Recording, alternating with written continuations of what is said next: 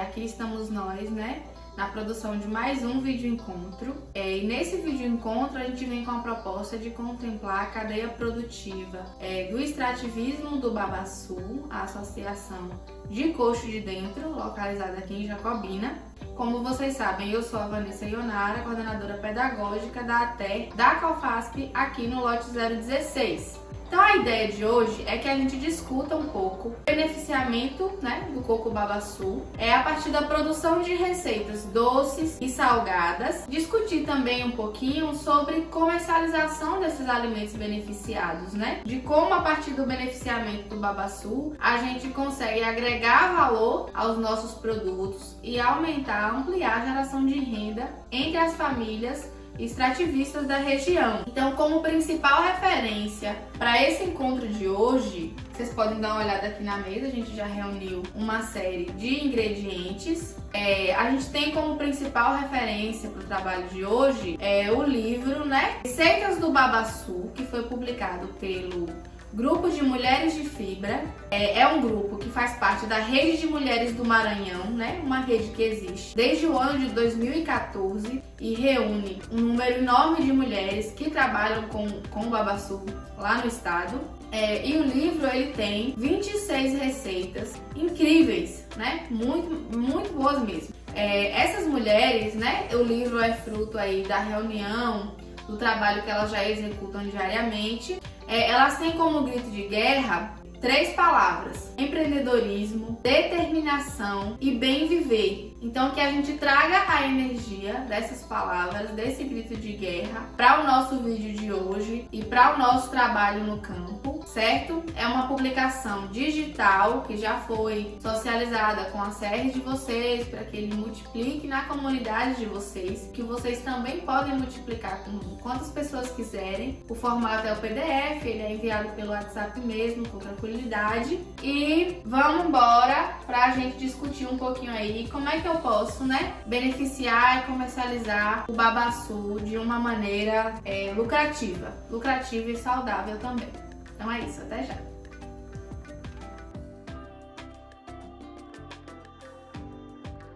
Então, gente, após a aquisição, né, de todos os alimentos, alguns deles a gente pegou na feirinha orgânica aqui de Jacobina com as agricultoras lá de coxo, né? A exemplo do coco, da amêndoa do babaçu, do óleo, do leite, do mesocarpo, enfim.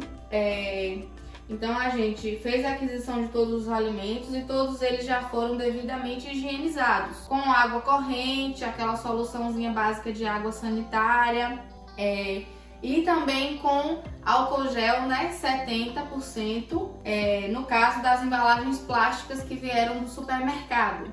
Então, assim, a ideia de agora, após essa parte de higienização de alimentos, é a gente discutir muito rapidamente boas práticas, né, de manipulação desses alimentos, que são algumas medidas de higiene que visam evitar qualquer tipo de contaminação.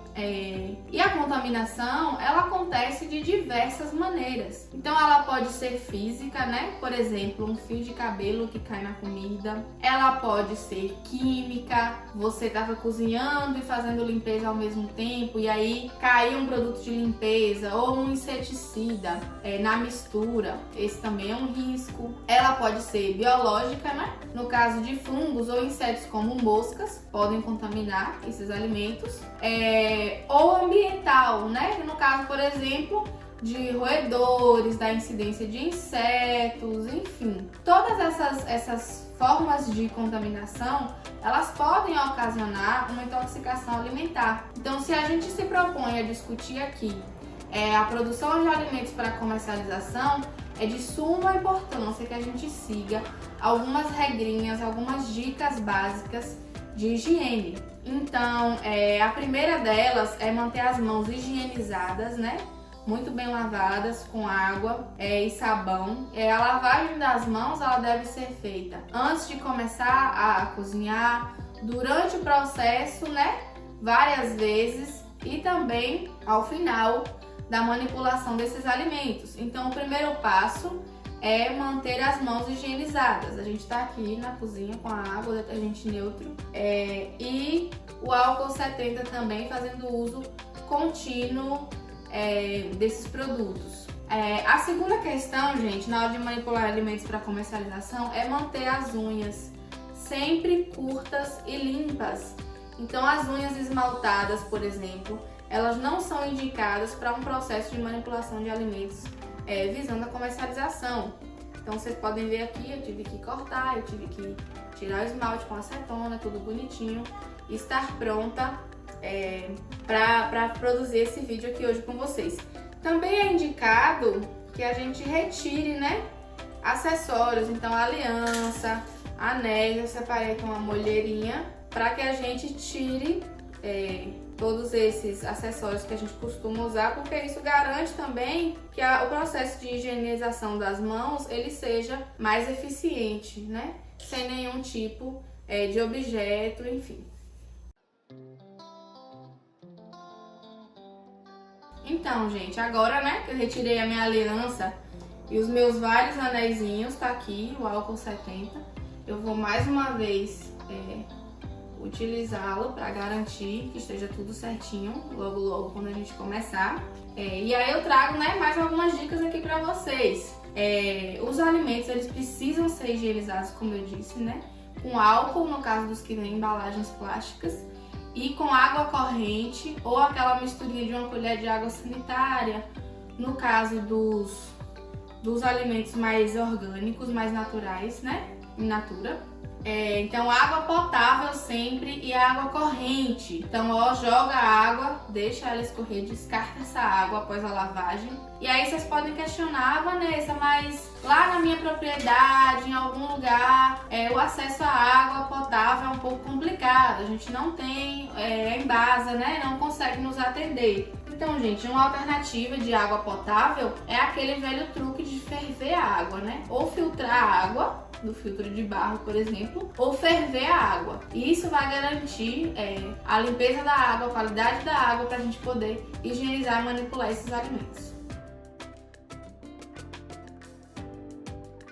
Bom, a próxima dica, né, além do uso da água de qualidade, a manutenção dos equipamentos de refrigeração, no caso, né, no nosso caso, mais comumente a geladeira, o freezer em menor proporção. Então manter uma geladeira organizada, limpa, com pouco gelo, e sempre descartando os alimentos que começarem a estragar, para não deixar que fungos se multipliquem ali dentro. Essa é uma questão muito importante. Dando seguimento, a gente tem que lembrar sempre também de jamais guardar, armazenar materiais de limpeza e alimentos em armários próximos ou fazer a limpeza e cozinhar ao mesmo tempo, como eu citei logo no começo. Isso deixa um risco, né? Dá espaço para o risco de contaminação química pelo contato entre alimento e produto de limpeza, ou inseticida, ou algo do tipo. Então, tudo muito bem separado. De preferência, né, que a gente guarde esses materiais químicos de limpeza em outro cômodo que não na cozinha. Outra coisa, né? Realizar a higienização do ambiente onde você vai cozinhar. Isso é de suma importância. Então, que a cozinha, que a pia, as tábuas de corte, as facas, os recipientes, né, a mesa estejam sempre limpinhos.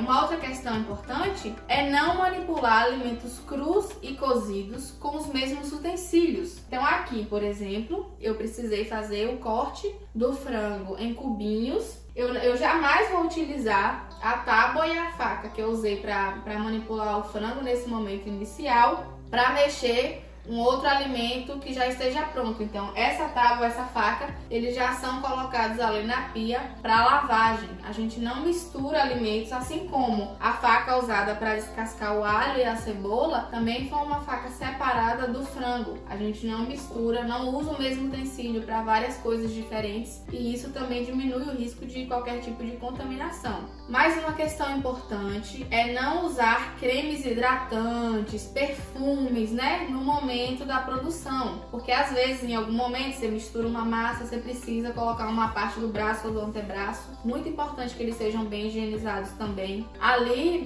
em contato com o alimento, e aí eles podem pegar aquele cheiro e aquele sabor, e isso também não deixa de ser, né, uma contaminação. Então evitar o uso de cosméticos muito fortes no momento da manipulação dos alimentos. Outro aspecto importante, de maneira alguma deve-se manipular qualquer tipo de alimento caso haja algum ferimento nas mãos. Então as mãos precisam estar completamente saudáveis. Se você está com algum ferimento na mão, o orientado é que outra pessoa da família, ou da associação, ou do grupo de mulheres, enfim, ou da agroindústria, assuma essa tarefa de manipulação dos alimentos até que o seu ferimento esteja cicatrizado. Mais uma, né, importantíssima, é o uso da touca. Como eu disse, a gente tem um risco aí de cair um fio de cabelo, além de ser uma situação muito constrangedora para o familiar ou cliente, né, que vai adquirir o alimento, também é um risco de contaminação. Mais uma questão importantíssima é não permitir a circulação de pessoas não autorizadas na cozinha no momento do preparo desses alimentos, né? Porque imagine que eu estou aqui com a touca, mas que de repente a minha irmã ou meu esposo chegam da rua e começam a circular aqui na cozinha. Essas pessoas podem, né, de alguma forma, soltar um fio de cabelo, enfim, trazer alguma sujeira na bota e acabar contaminando esse alimento que a gente está tendo tanto cuidado aqui desde o início do processo. Então, não permitir a circulação de pessoas não autorizadas, assim como de animais, né? Nenhum tipo de animal circulando da cozinha no momento do beneficiamento. Mais uma questão, né? Nunca armazenar alimentos descobertos, certo? Colocar lá a tapauézinha na geladeira aberta, ela precisa ser vedada. Na tapaué e também, né, no caso dos armazenamentos tanto em ambientes refrigerados quanto em ambientes assim de temperatura ambiente, algum armário, em cima da mesa, etc. Que tudo esteja sempre tampadinho. Também ter o cuidado, né, principalmente agora na pandemia, a gente percebeu como isso é importante. Evitar falar, cantar, tossir, espirrar em cima dos alimentos no momento do preparo é algo primordial.